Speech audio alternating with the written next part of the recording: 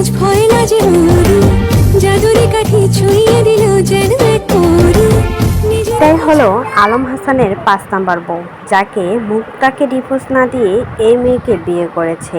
এই মেয়ের আরও ৫টা বিয়ে হয়েছে। প্রথম স্বামী লাইভে এসেছিল, আলম হাসানকে নিয়ে মুখ খুলেছে, যেখানে বলেছিল আলম হাসান আমার বউকে ভাগিয়ে নিয়ে গেছে, পটিয়ে পাটিয়ে আমার বউকে বিয়ে করেছে, এর সুস্থ বিচার চাই। একের পর এক বিয়ে করেই যাচ্ছে আলম হাসান, কিন্তু সংসার করতে পারে না মাত্র ৬ মাসও। মুক্তার সাথেও সংসার করেছে, দীর্ঘ ৬ মাসও হয় নাই, তার মাঝেই তাদের বিচ্ছেদও হয়ে যায়। ডিভোর্স না দিয়ে আরেকটা বিয়েও করে ফেলায় আলম হাসান।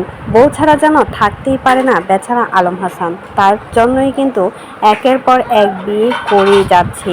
এই নিয়ে ৫টা বিয়ে করে ফেল আলম হাসান, কিন্তু একটা বউ টিকিয়ে রাখতে পারলো না সে তার সংসারে। যাকে বিয়ে করে তাকে মিথ্যা অপবাদ দিয়ে বাসা থেকে বের করে দেয় বা সংসার থেকে তাড়িয়ে দেয়। শর্মিলাকে যা করেছিল মুক্তাকেও ঠিক তাই করেছে। মুক্তা আগে থেকেই খারাপ ছিল, সেটা সবাই বিশ্বাস করে, তবে শর্মিলা মেয়েটা কিন্তু অনেক বেশি ভালো ছিল, তাকেও কিন্তু সে ধরে রাখতে পারলো না। শুধুমাত্র নিজের দোষ চাপিয়ে দেয় অন্য মেয়েদের উপর, নিজের চরিত্র ঠিক রাখতে পারে না, অথচ মেয়েদের উপর দোষ চাপিয়ে বউদেরকে বাসা থেকে বের করে দেয়।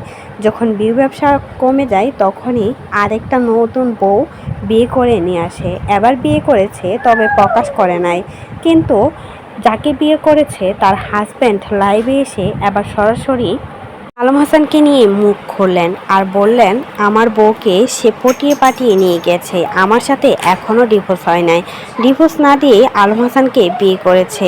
আলম হাসান এরকম করে বেড়াবে তা তো হতে পারে না, এর সুস্থ বিচার চাই, এর বিচার না হলে কখনোই সে ভালো হবে না। শর্মিলার মতো একটা ভালো মেয়েকে সে সংসারে রাখতে পারে নাই, মিথ্যা অপবাদ দিয়ে তাড়িয়ে দিয়েছে, কিন্তু এখন পর্যন্ত তার একটা বউ টিকে থাকে নাই। শর্মিলা প্রথমেই বলেছিল যে পুরুষ নারীদেরকে ভালোবাসতে পারে না, শুধুমাত্র টাকার জন্য ইউজ করে, সেই পুরুষ কখনোই সংসার করতে পারবে না। তো এই বিষয়ে কোনো মতামত